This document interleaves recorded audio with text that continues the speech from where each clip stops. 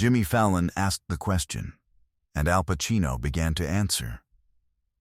He had been speaking for perhaps 4 seconds, mid-sentence, unhurried, when the sound came from the third row, and everything stopped. Not gradually, all at once. Pacino's voice stopped. His hands, which had been moving in the air between them, went completely still. And then he did something no one in that studio had ever seen him do in any interview, in any setting, in any public moment across more than 50 years of professional life. He turned his face away from the cameras, not toward the audience, not toward the source of the sound, away from it, toward the wall at the side of the stage, toward nothing, away from everything in the room. At once, Jimmy Fallon did not move. 300 people did not breathe. The recording played on. It was a Tuesday night in November 2023. The Tonight Show had scheduled Al Pacino for a rare extended interview, a wide-ranging, unhurried conversation of the kind the show almost never received from actors of his generation. The audience that night was a specific kind of crowd. Mostly men and women in their late 50s and 60s. People who had grown up with his work in the way you grow up with a voice you've known so long you forget the moment you first heard it. Several had come from well outside New York. Some had been in line since morning. Pacino walked out in a dark jacket, and the room rose before Jimmy had finished saying his name. The interview had gone in directions nobody had anticipated. His neighborhoods, his early years, the things he still didn't fully understand about the work even now, at 83. Jimmy had been genuinely curious, and Pacino had been genuinely open, which was not how his late-night appearances usually went. Everything was easy. The Tonight Show's executive producer later said she hadn't seen an interview feel that alive in the studio in over a decade. The control room still talks about what happened in the 43rd minute. Jimmy had asked him about the very beginning, before The Godfather, before any of it, the years when he was doing everything wrong and learning what right meant. Pacino was in the middle of a sentence about a small theater in the East Village in 1967, about the particular feeling of performing for almost nobody and meaning every word of it, when his voice simply stopped. Something was playing from the third row, a small sound. Not loud, not performative, just old. A young man's voice, 20s, clearly American, clearly New York, speaking at performance volume, measured, inside something, a scene from a stage production, not produced, not cleaned up. Just raw, recorded onto magnetic tape in a room with ambient noise and the occasional creak of a wooden seat, played back through a speaker no larger than a deck of cards held up in the third row with both hands. It was Al Pacino's voice. His voice at 27 years old, in a performance that no film or archive had ever captured. A voice that had no right to exist anymore, playing quietly in the Tonight Show Studio 50 7 years after the night it was made. Pacino's eyes moved to the third row. His hands came down from the air. He said nothing. He turned his face slowly toward the wall at the side of the stage. Jimmy Fallon leaned forward. Al? One word. Very quiet. The entire studio froze. There was no immediate explanation, no obvious distress, no sign of a medical concern. He had simply turned his face away from the room. The band stopped one player at a time. The floor crew didn't move. 300 people held their breath and watched the back of Al Pacino's head as he stood with his face turned toward the wall, one hand resting flat against the arm of his chair. The recording played on. The young man's voice, measured and raw, performing lines from a play that nobody in that room had ever seen. And then Pacino turned back. His eyes were very bright. He was looking at the woman in the third row, the elderly woman seated in a wheelchair, hands folded in her lap, watching him with complete stillness. Pacino's voice, when it came, was barely above a whisper, but caught perfectly by his lapel microphone. Dorothy. Just the name. Nothing else. 300 people held their breath. To understand what happened next, you need to understand what happened in 1967. Al Pacino wasn't always Al Pacino, legend and icon. In October of 1967, a 27-year-old Al Pacino was performing in an off-Broadway production in a 70-seat theater in the East Village. The show had no name recognition, no critical attention, and no audience beyond the small circle of people who followed experimental theater in Lower Manhattan. He remembers it was cold in the theater. He remembers the stage lights were always either too hot or broken, never anything in between. He had been studying and performing for nearly a decade. He was 27 years old, living on almost nothing, and still 2 years away from his first professional film role. He performed that fall in productions that cost nothing and paid nothing and were seen by almost nobody. Audiences that rarely reached 24 people on any given night. Leon and Dorothy Malone were in the audience on the night of October 14th. Leon was 32 years old. He worked as a sound technician for a small recording studio in Midtown and spent most of his evenings attending every form of live performance he and his wife could reach: jazz clubs, off-Broadway shows, experimental theater in rented basements and borrowed storefronts. Anything. He brought his portable reel-to-reel recorder everywhere. He had an informal arrangement with most small venues. He would offer to record the show, give the theater a copy, and keep one for himself. Nobody ever said no. In most of these places, Leon's recordings were the only documentation that a given performance had ever taken place. Dorothy was 29 years old.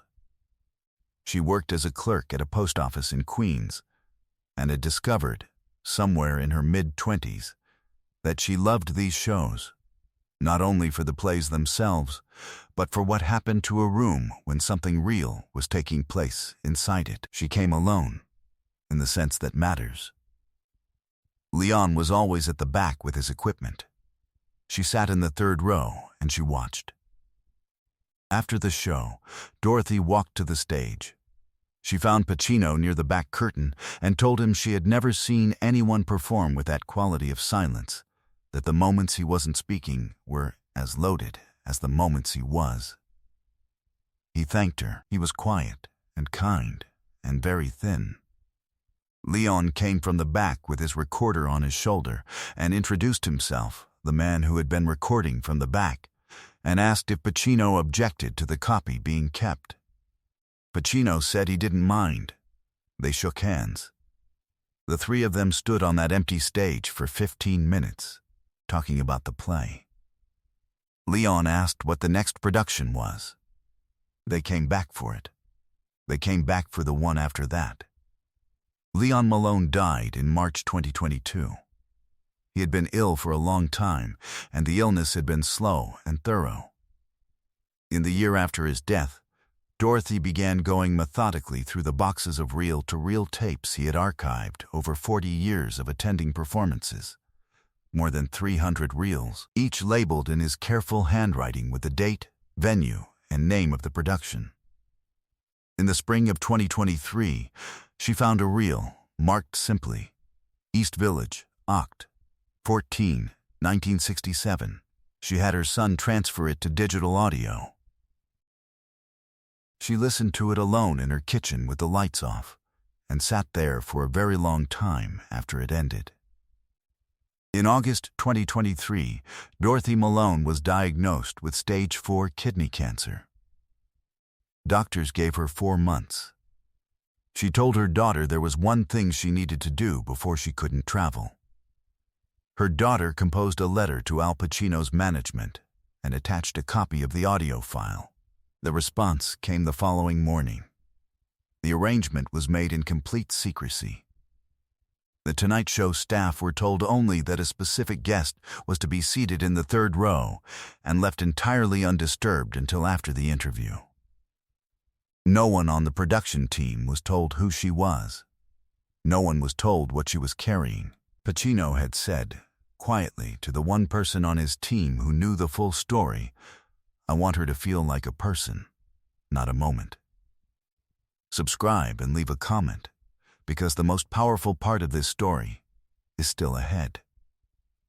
Behind the scenes, Al Pacino had made a decision that defied every producer's expectation. He had told no one on the Tonight Show production staff about the third row. He had listened to the recording alone in his dressing room that afternoon and had not spoken for a long time afterward. Dorothy believed she had simply received a seat in the audience. She did not know Pacino had already found her face on the side stage monitor the moment the studio doors opened.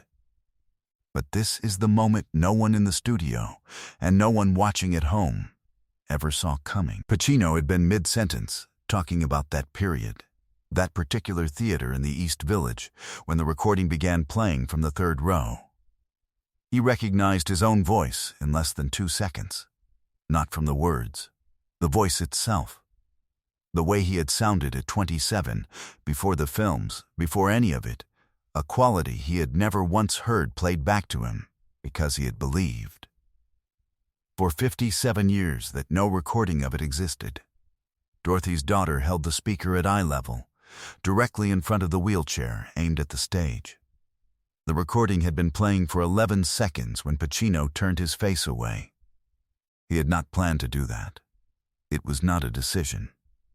He stood up from his chair and stepped off the front edge of the stage, a drop of about 3 feet, and walked through the center aisle toward the third row. Not quickly, not with urgency, with the kind of deliberateness that tells you someone has been carrying something heavy for a very long time and can finally see where they are meant to set it down. Jimmy Fallon came around his desk. He walked to the edge of the stage and looked at the third row, and then at Pacino, and then at the audience. He said very quietly, "Folks, I think we need to let this happen." He stood at the edge of the stage and said nothing else. People in the aisle stepped back without being asked. The recording was still playing, the young man's voice filling the room, raw and 57 years old. Dorothy Malone was in her wheelchair at the end of the third row. She was 76 years old, and she was small, and she was wearing a dark blue coat buttoned to the collar. Her daughter stood beside the wheelchair, both hands on the speaker. Pacino reached the third row and crouched down so he was below Dorothy's eye level. He reached out and took both of her hands in his. The recording was still running. He waited for it to end. When it did, the studio was completely silent. "Leon recorded that," Dorothy said. Her voice was very steady. "I didn't know it existed." Pacino's voice barely above a whisper. He kept everything. 40 years of reels. A pause. He always said that night was one he was glad he hadn't missed. Pacino looked at her for a long time without speaking. Then, "Why didn't either of you ever?" Dorothy shook her head. "You were becoming who you were supposed to become. We just wanted to watch." His voice broke on the next sentence. "Both of you came back?" "Every show we could reach," she said. From that night until he couldn't travel anymore. Pacino pressed his forehead against their joined hands. Then he looked up at Dorothy's daughter and reached out for the speaker. He held it the way you hold something that contains a great deal of time inside a very small space. He stood slowly. He looked at Dorothy. "Tell me his name again." The full name. Leon Michael Malone. Pacino nodded once, as if memorizing something he intended to keep. The ovation began somewhere in the back of the room and moved forward like a wave. Questlove stood up from behind his drum kit and did not sit back down. The director did not cut to commercial. The cameraman closest to the third row held his shot on Pacino and Dorothy and did not move it. Jimmy Fallon stood at the edge of the stage with both hands pressed flat over his mouth. He did not say a word. Share and subscribe. Make sure this story is never forgotten. Dorothy Malone returned to Queens the morning after the taping. Pacino called her twice a week for the next 10 weeks. The original reel, Leon's copy, still in its box labeled East Village, Oct. 14, 1967, was donated by Dorothy's family to a performance archive at a university in Austin, Texas. A copy was sent to Pacino, who keeps it in his apartment in New York. Dorothy died on a Sunday morning in January. She was 76 years old. Her daughter wrote the obituary and described her parents as two people who showed up. Pacino attended the memorial service in Queens. He sat in the third row. He did not speak publicly. He arrived alone and left alone, and stayed until the room had emptied. On the drive back to the city, he told his assistant he wanted to find out whether the theater in the East Village was still standing. His assistant looked it up and told him it wasn't. He said he wasn't surprised. Some rooms disappear. What happened inside them does not.